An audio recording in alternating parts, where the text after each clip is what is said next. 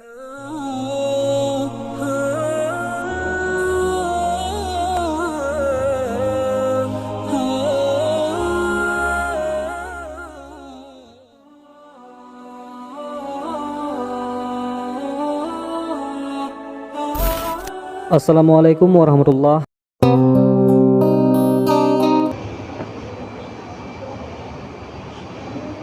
Alhamdulillahi Rabbil Alamin Alladhi an'amana ni'matal Islam wal iman. Ashhadu an la ilaha illallah wahdahu la syarika lah, wa ashhadu anna Muhammadan abduhu wa rasuluh. Allahumma salli ala Sayyidina Muhammad wa ala ali Sayyidina Muhammad sallallahu alaihi wasallam. Usikum wa iyyakum bittaqwallah faqad fazal muttaqun.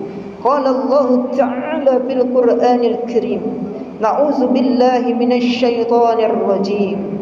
Bismillahirrahmanirrahim.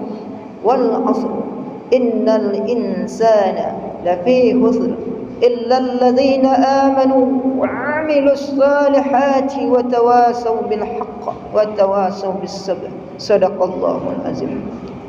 Kaum muslimin jemaah Jumat rahimakumullah, pertama kali marilah kita ucapkan puji syukur kepada Allah, karena dengan izin Allah kita masih mampu melipat tangan sebelum dilipatkan orang lain, dan dengan izin Allah kita masih bisa solat di belakang imam sebelum diopor di depan imam, yaitu disolat jenazahkan. Dan atas karunia dan izin Allah, Allah pertemukan kita hari ini. Alhamdulillahi Rabbil Alamin. Salawat beserta salam marilah kita ucapkan buat Nabi Muhammad sallallahu alaihi wasallam dengan ucapan Allahumma salli ala Sayyidina Muhammad wa ala ali Sayyidina Muhammad sallallahu alaihi wasallam. Kaum muslimin jemaah Jumat rahimakumullah, pada kesempatan ini sebelum khatib memberi judul khutbah dan menguraikannya, izinkanlah khatib berwasiat terlebih dahulu. Marilah kita bertakwa kepada Allah dalam artian sebenar-benar takwa, menjalankan perintahnya dan menjauhi segala larangannya. Kaum muslimin jemaah Jumat rahimakumullah, pada kesempatan ini, karena tidak lama lagi akan kita umat Islam akan menghadapi yang namanya hari raya kurban. Yang namanya kurban itu berasal dari qoroba yaqrabu kurbanan, jalan untuk mendekatkan diri kepada Allah Subhanahu wa taala. Bagaimana kita berdekat kepada Allah, bagaimana kita dekat kepada sesama manusia, dipersatukan barik samu dipikuh ringan sama dijinjing. Dalam artian dalam surat Al-Maidah ayat 2, wa ta'awanu 'alal birri wat taqwa wa la ta'awanu 'alal itsmi wal udwan. Bekerjasamalah kamu dalam kebaikan dan jangan kamu bekerjasama dalam keburukan. Nah, inilah hari raya kurban itu. Artinya seorang peserta kurban bekerja sama dengan yaitu orang yang akan diberikan kepada fakir miskin, pengurus dan panitia dan masyarakat dan para ulama yang mengarahkannya, dan itu dapat berjalan dengan lancar dengan bekerja sama, yaitu 4 pilar dunia. Jadi ada 4 pilar dunia yang menunjang tegak dan jayanya dunia ini. Dalam pesan Rasulullah, qawamid dunya bi arba'atin asya, tegak dan jayanya dunia itu ditunjang oleh 4 perkara. Al-awwalu bi ilmihil ulama, yang pertama dengan ilmunya para ulama. Yang kedua, wa da'watil fuqara, doanya orang-orang miskin. Yang ketiga, wa khawayatil awniya, kedermawanan orang-orang kaya. Yang keempat, wa adlil umarah, keadilan para pemimpin. Kaum muslimin jemaah Jumat rahimakumullah, kita rantang cie-cie. Yang pertama, bi ilmihil ulama, dengan ilmunya para ulama. Kenapa ilmu para ulama sangat penting? Karena kata bijak mengatakan, Dengan ilmu menjadikan hidup lebih mudah, dengan agama menjadikan hidup lebih terarah, dengan seni hidup terasa indah, dengan ilmu kita isi otak, dengan keterampilan kita isi tangan untuk sebagai pengarah bagaimana kurban yang baik, bagaimana hukum agama yang baik, bagaimana syariat Islam dijalankan dengan benar agar tidak kacau pemahaman dan keyakinan seseorang. Maka pentinglah para ulama. Kenapa? Al-ulama'u musabihul ardi warasatul anbiya. Ulama adalah lampu yang menerangi, yang menyinari pewaris pada Nabi. Kalau Nabi telah meninggal, ruhnya ada para ulama. Kalau ruhnya para ulama telah tiada lagi, wal fata bil fata minal fata bi jihadil akbar. Tidak dinamakan pemuda yang kuat, pemuda yang bertinju bacaka, tetapi pemuda yang kuat itu adalah pemuda yang berjuang di jalan Allah. Jadi kalau dalam satu kampung tidak ada ulama, maka lampu itu gelap dan serna. Dalam Masjid Al-Ihsan ini kalau tidak ada bibit ulama nantinya, apabila meninggal seseorang, tunggu menunggu se antah bilo mai agtah dikubur, antah bilo mai akan disolatkan. Kenapa? Karena yang memandai-pandai menyolatkan tidak ada, mengkapankan tidak ada. Sekarang kita dikapani, besok sekarang kita mengkapani orang, besok kita yang akan dikapani. Namun kalau tidak ada pewaris yang akan bisa mengkapani, yang ada tidak ada generasi generasi Islam, mungkin Allah tabanam matahari menunggu siang yang kapani, siang yang mandian. Kenapa? Karena bibit-bibit para ulama tidak kita lahirkan. Siapa yang melahirkan itu? Tidak lain adalah kita, orang tua. Kullukum mas'ulun wa kullukum mas'ulun an ra'iyah. Tiap-tiap kamu adalah pemimpin dan tiap-tiap kepemimpinan kamu akan dipertanggungjawabkan. Godaan di dunia sangat besar.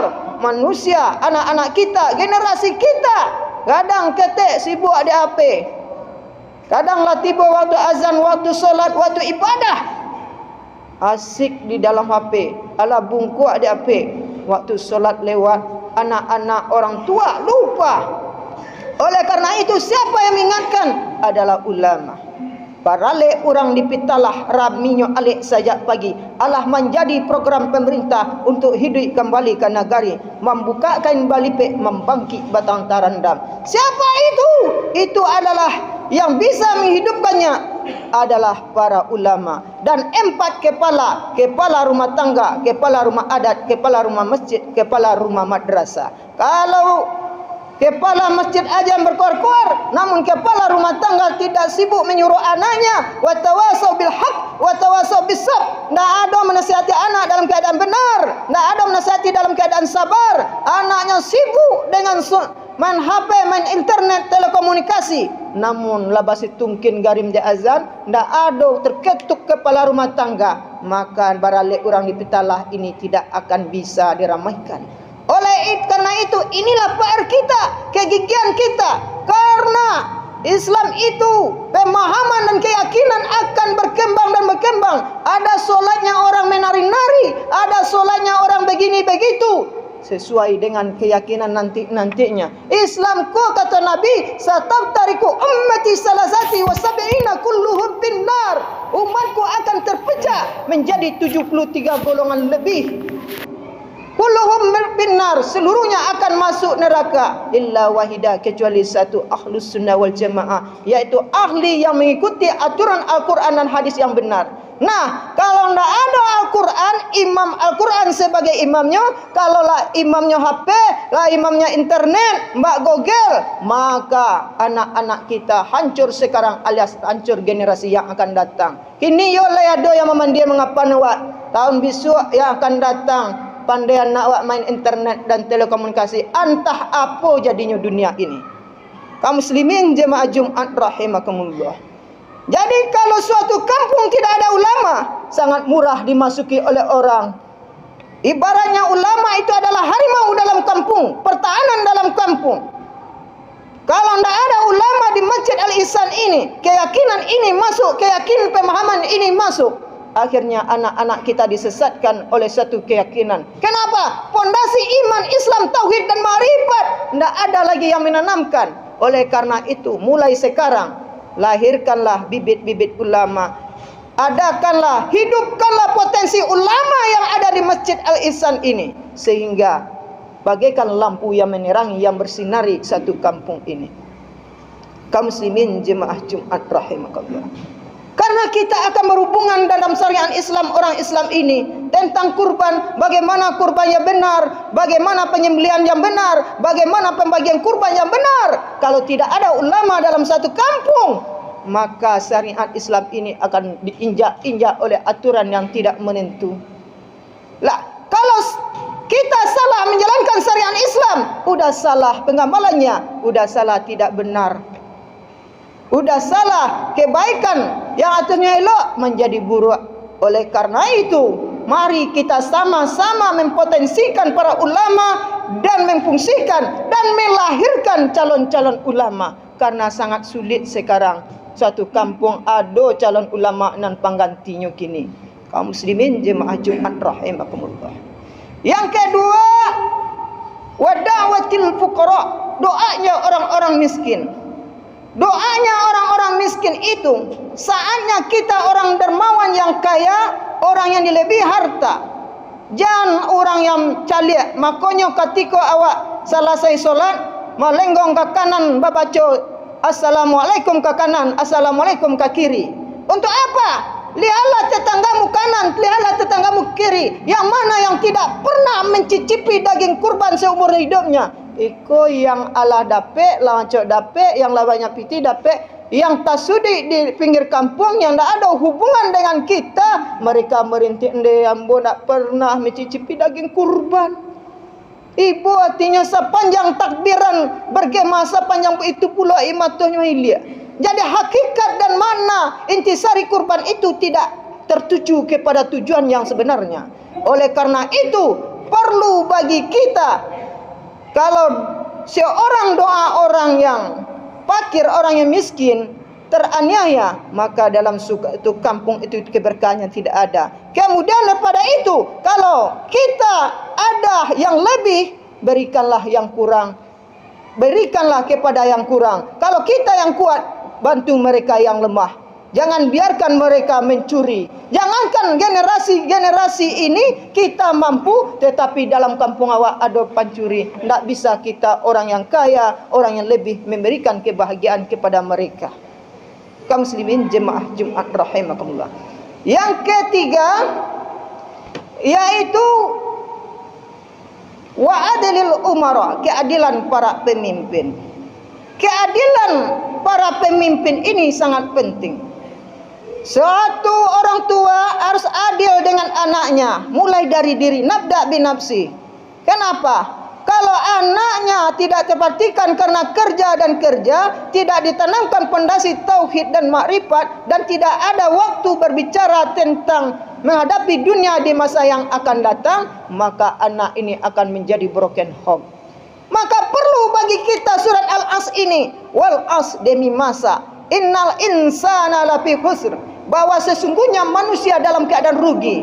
Illal ladzina amanu wa amilus solihati wa tawasau bil haqq, kecuali orang yang beriman dan beramal saleh. Wa tawasau bil haqq, dan menasihati dalam keadaan benar. Wa tawasau bis sabr, menasihati dalam keadaan sabar. Artinya kita ini jangan ego dengan diri kita, harus adil buat keluarga kita.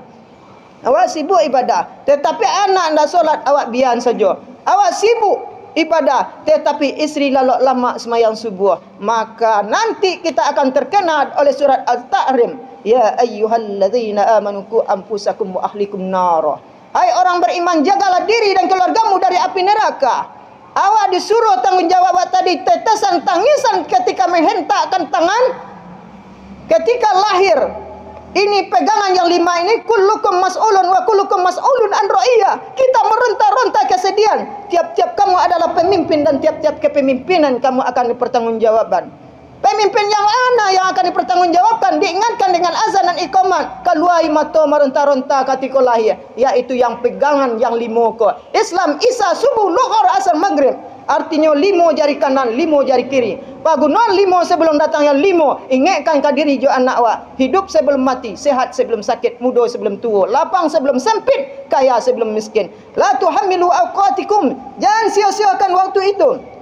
Al-waktu kasayf fa illam taqta'uhu fa innahu taqta'uhu. Waktu bagaikan pedang. Kalau kita lalai, pedang itu akan memotong leher kita. Artinya lalai mendidik awak, lalai mendidik anak-anak awak, lalai untuk beribadah bagi kita. Suatu saat generasi kita, doa anak yang saleh, ilmu yang bermanfaat, sedekah jariah yang patut kita fungsikan, tidak bisa difungsikan. Oleh karena itu, mulai dari diri kita, jadilah pemimpin yang adil. Apalagi pemimpin kita, pemimpin rumah tangga, pemimpin madrasah, pemimpin dan segala pemimpin, adillah dalam memberi dan menerima. Kaum muslimin jemaah Jumat rahimakumullah. Yang terakhir, yang keempat, wa khawaitil awniya, kedermawanan orang-orang kaya. Jadi kedermawanan orang-orang kaya dapat diukur dalam satu masjid. Kalau rumahnya bertingkat, uang berlipat, rumah bertingkat, mobil mengkilat, tapi bola lampu banyak nan putih, keran masaji banyak nan rusak, tetapi itu belum dikatakan kaya. Orang yang kaya itu artinya adalah orang yang mampu memberi dan membahagiakan orang lain dan bisa dinikmati oleh orang lain dan merasa bersyukur terhadap pemberian Allah Subhanahu wa taala. Kemudian ciri orang kaya itu, orang kaya bagaimana? Orang kaya itu adalah orang kaya yang dermawan itu. Lebih-lebih hari kurbanku. Kalaulah mampu, berniatlah hati kita dengan ikhlas memberikan daging kurban itu. Karena kullu amrin, karena dalam wali kulli syaratin hasanatin, dalam tiap bulu kurban dan daging kurban itu, tanduknya itu mendapat terhitung bermacam kebaikan. Jadi tiap bulu tanduk dagingnya itu terhitung dari satu kebaikan. Oleh karena itu, bagi yang ikhlas memberikan daging kurban, diminta yaitu keikhlasannya. Jangan banyak lo awak nama dia sudah tu saketek daging dek panitia, awak mupek dan mencela. Itu tidak akan dapat nilai pahala yang lebih tinggi. Apakah pahala kurbannya tetap diterima? Tetap, tetapi tidak menjadi yang terbaik di sisi Allah Subhanahu wa taala. Bagaimana yang terbaik?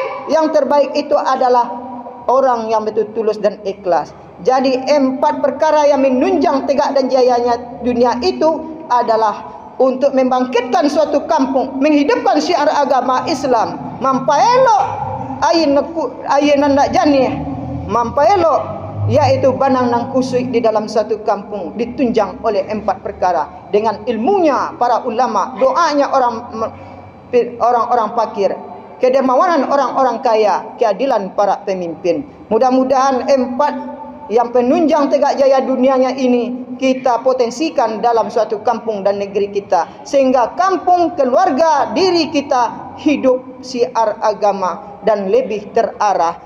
Dengan agama menjadikan hidup lebih terarah, dengan ilmu menjadikan hidup lebih mudah, dengan sini hidup terasa indah. Ini akan hidup dengan 4 pilar dunia yang kita potensikan. Camkanlah, renungkanlah, mudah-mudahan bermanfaat bagi diri kita maupun bagi kita semua. Amin ya rabbal alamin. Barakallahu li wa lakum fil Qur'anil Karim wa nafa'ni wa iyyakum bima fi minal ayati wa dzikril hakim. Innahu huwas samiun alim.